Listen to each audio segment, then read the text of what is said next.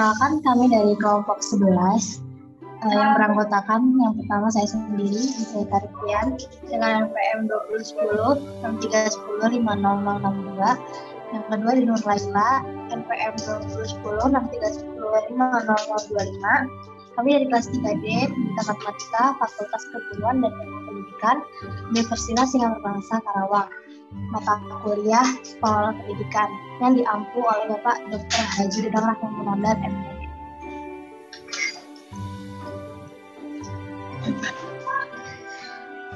Pada bahasan kali ini kita akan membahas tentang supervisi pendidikan.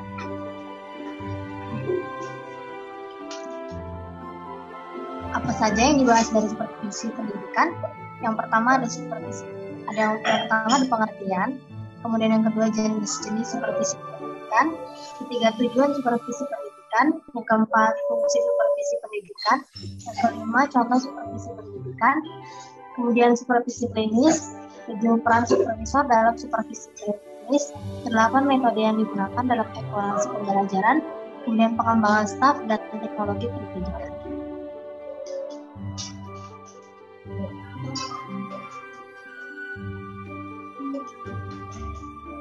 Next. Materi yang pertama di sini akan saya bacakan, yaitu pengertian supervisi. Supervisi berasal dari dua kata, yaitu super dan vision. Kata super mengandung makna peringkat atau posisi yang lebih tinggi, superior, atasan, lebih hebat atau lebih baik. Sedangkan kata vision berarti mengandung makna kemampuan sudah benar-benar terlihat.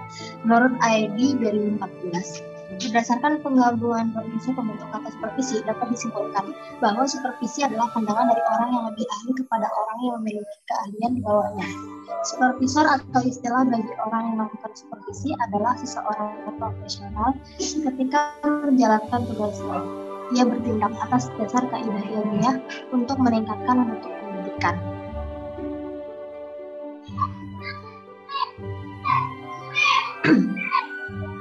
Next.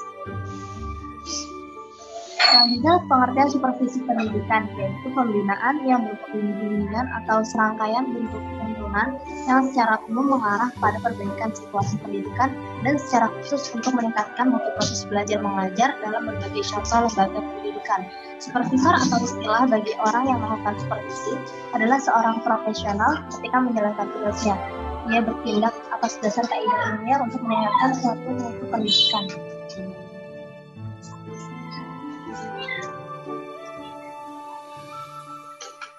Kemudian ada pengertian supervisi menurut para ahli. Yang pertama, menurut P. Adam dan Frank G. Dicray. Supervisi pendidikan adalah suatu program yang terencana dalam upaya memperbaiki mata pelajaran. Kedua, dari Harris dan Benson. Supervisi pendidikan adalah bentuk tindakan sosial terkait dengan administratif agar dapat dengan mudah mengaruhi tercapai tujuan-tujuan pelajaran sekolah. Menurut Kimball Willis, arti supervisi pendidikan adalah kegiatan supervisor dalam kaitannya dengan hubungan antar manusia dan manusia lain yang bekerja dengan semua orang dalam lingkungan pendidikan yang ada. Next.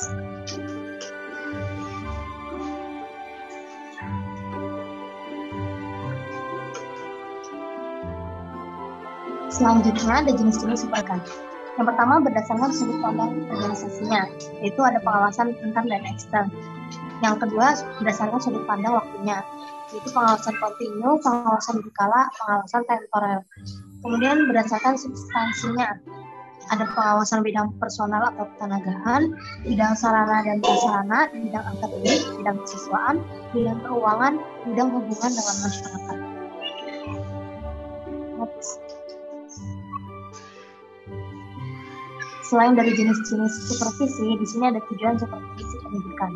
Yang pertama, memberikan pembinaan kepada kepala sekolah dan guru agar lebih memahami tujuan pendidikan yang sebenarnya dan peranan sekolah dalam merealisasikan tujuan tersebut.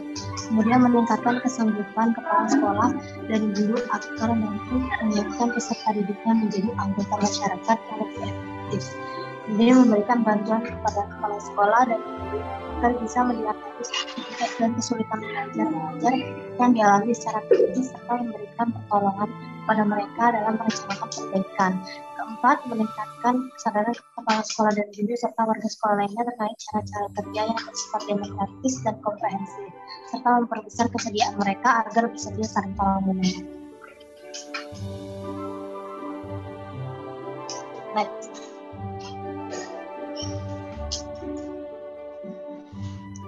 Fungsi supervisi pendidikan.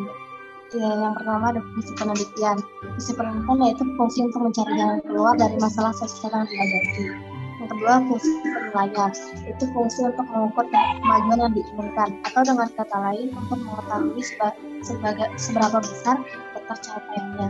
Yang ketiga, fungsi perbaikan, yaitu upaya untuk memberikan dorongan kepada guru secara individu maupun kelompok. Kemudian ada fungsi pembinaan, yaitu salah satu upaya untuk memecahkan permasalahan yang sedang dihadapi dengan cara memberikan pembinaan atau pelatihan kepada guru.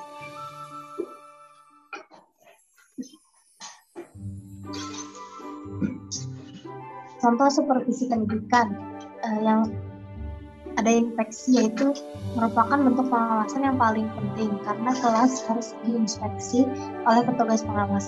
Mungkin kepala sekolah dari sekolah yang bersangkutan atau pengawas sekolah. Oleh sebab itu, guru harus menjadi waspada terhadap tugas dan tanggung jawabnya setelah yakin bahwa tugasnya bisa diinspeksi secara tiba-tiba saat berada di dalam kelas. Dan pelatihan dan pengarahan. Supervisi yang dilakukan melalui pelatihan dan pengarahan dihargai dengan sistem pendidikan modern karena berdampak positif dan bertahan lama pada kinerja mengajar guru. Siswa merupakan titik sentral dalam proses belajar mengajar, sehingga program pembelajaran harus sesuai dengan kebutuhan setiap siswa.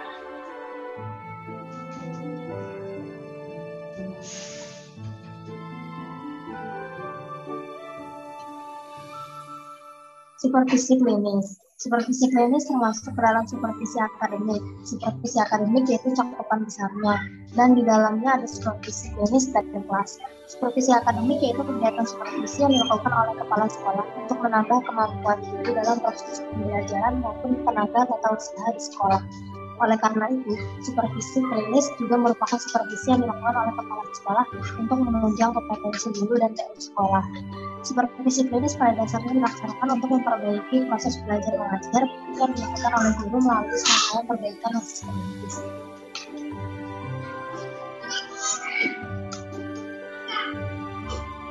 Selanjutnya akan dibacakan oleh Laila. Saya persilahkan. Baik, terima kasih kepada Disi yang telah mempersilahkan saya untuk menyampaikan materi selanjutnya. Selanjutnya yaitu peran supervisi dalam supervisi klinis. Kepala sekolah adalah seorang supervisor di lembaga sekolah. Menurut Somad pada tahun 2014 menyebutkan bahwa kepala sekolah memiliki peran yang sangat penting dalam supervisi klinis. Dengan demikian, maka kepala sekolah selaku supervisor hendaknya pandai meneliti, mencari, dan menentukan syarat-syarat yang diperlukan bagi kemajuan sekolahnya, sehingga tujuan pendidikan di sekolah dapat dicapai dengan optimal. Selanjutnya ada metode yang digunakan dalam evaluasi pembelajaran. Usaha untuk mengetahui kemampuan mengajar adalah dengan menggunakan alat penilaian kemampuan guru atau APKG. Usaha untuk mengetahui keterampilan mengajar juga bisa menggunakan format observasi, keterampilan mengajar atau keterampilan menjelaskan, bertanya, variasi, dan sebagainya. Usaha untuk mengetahui kepuasan kerja dan disiplin kerja guru dengan menggunakan alat pengukur pengawasan kerja dan disiplin kerja. Dengan mengetahui seberapa jauh kinerja guru demikian, akan diketahui pada bagian-bagian mana guru tersebut mempunyai masalah. Pengembangan staf. pendidik dan kependidikan dalam Undang-Undang Sistem Pendidikan Nasional Nomor 20 Tahun 2003 yang terdapat dalam bab 11. Kalau kita membicarakan staf, dilihat dari sudut pandang pendidikan, yaitu sama dengan tenaga kependidikan. Menurut Yuliana pada tahun 2016, pembinaan tenaga kependidikan merupakan semua upaya yang dilakukan oleh lembaga untuk mempertahankan para pegawai agar dapat berada dalam lingkungan organisasi dan mengupayakan pula kedinamisan keterampilan, pengetahuan, serta sikapnya agar mutu kerjanya bisa tetap dipertahankan. Lalu teknologi pendidikan. Teknologi merupakan alat penunjang yang memudahkan dalam proses pembelajaran. Pada hakikatnya, teknologi pendidikan adalah suatu pendekatan yang sistematis dan kritis tentang pendidikan.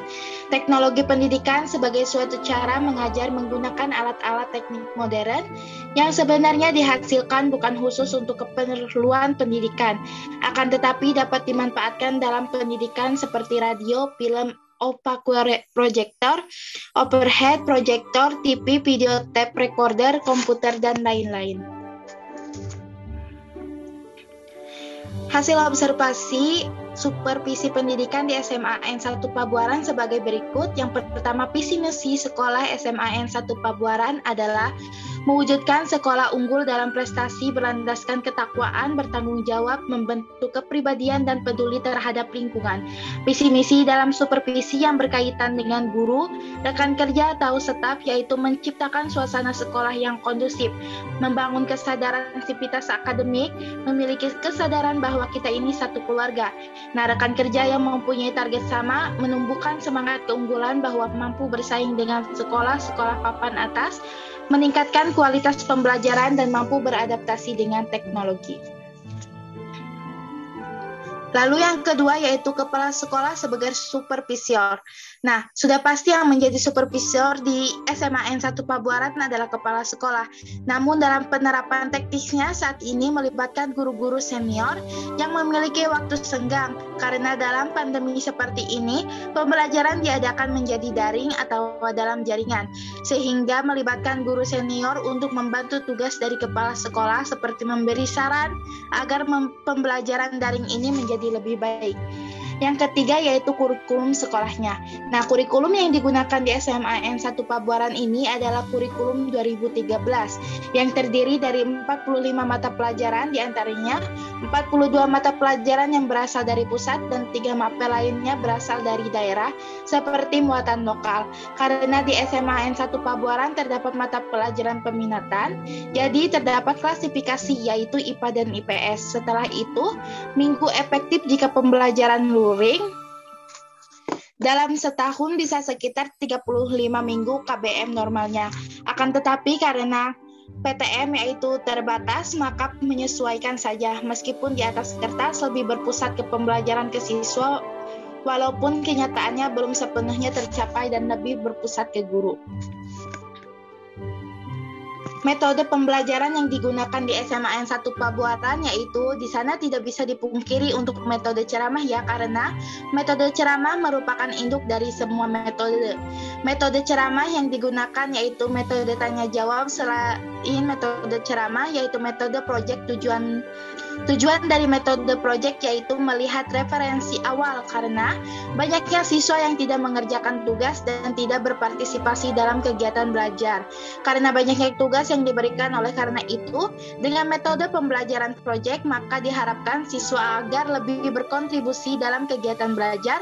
Yang dimaksud dalam pembelajaran proyek di sini adalah siswa tidak harus membuat alat peraga atau lainnya, hanya saja dalam melakukan pembedahan artikel.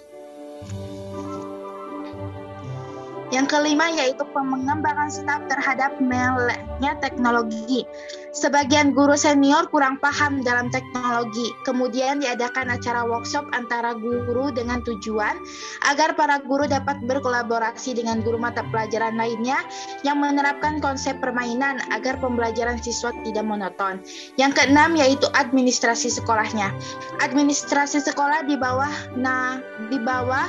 wakil kepala sekolah. Untuk itu banyak yang terkendala di lapangan, diantaranya petugas kepala administrasi sekolah sudah pensiun dan sekolah pun mengambil kembali petugas itu untuk kembali lagi bekerja, dan para guru lainnya juga saling menghandle dari satu administrasi ke administrasi lainnya. Administrasi serta di SMAN 1 Pabuaran sedang mengutamakan administrasi berbasis IoT atau modern dan lama. Yang ketujuh yaitu teknologi di SMAN 1 Pabuaran. Mengupayakan media sosial untuk perkembangan teknologi, misalnya channel YouTube SMAN 1 Pabuaran, Google Classroom, Zoom, dan Gmeet. Nah, untuk channel YouTube di SMAN 1 Pabuaran ini, mereka itu sudah termasuk ke dalam sekolah yang aktif untuk memperkenalkan channel konten-kontennya gitu. Selanjutnya yaitu kesimpulannya yaitu supervisi pendidikan didefinisikan sebagai proses pemberian layanan bantuan profesional kepada guru untuk meningkatkan kemampuannya dalam melaksanakan tugas-tugas pengelolaan proses pembelajaran secara efektif dan efisien. Tujuan supervisi pendidikan adalah menilai dan memperbaiki faktor-faktor yang mempengaruhi proses pembelajaran dan meningkatkan mutu pembelajaran sehingga menciptakan lulusan yang baik dalam kualitas dan kuantitas. Tujuan dari supervisi pendidikan adalah usaha untuk meningkatkan kualitas pembelajaran dengan cara memberikan layanan dan bantuan untuk meningkatkan kualitas mengajar guru di kelas sehingga membantu guru mengembangkan profesi. Pribadian membantu kepala sekolah menyesuaikan program pendidikan yang sesuai dengan kondisi masyarakat. Tipe-tipe supervisi antara lain tipe infeksi, tipe laissez-faire, tipe koersif, tipe training dan guidance, dan tipe demokratis. Jenis-jenis supervisi pendidikan antara lain supervisi pembelajaran, supervisi klinis, dan supervisi akademik. Implementasi di lapangan supervisi masih sering menemui kendala, di antaranya pengadaan calon supervisor yang kurang tepat, kreativitas supervisor yang masih rendah, serta sarana fasilitas pendukung pembelajaran yang tidak merata. Itu saja mungkin merupakan materi dari supervisi pendidikan. Saya kembalikan ke Disi. Baik, terima kasih atas penjelasannya, Ella. Selanjutnya, mungkin ada sumber yang kami dapatkan dari hasil penelitian.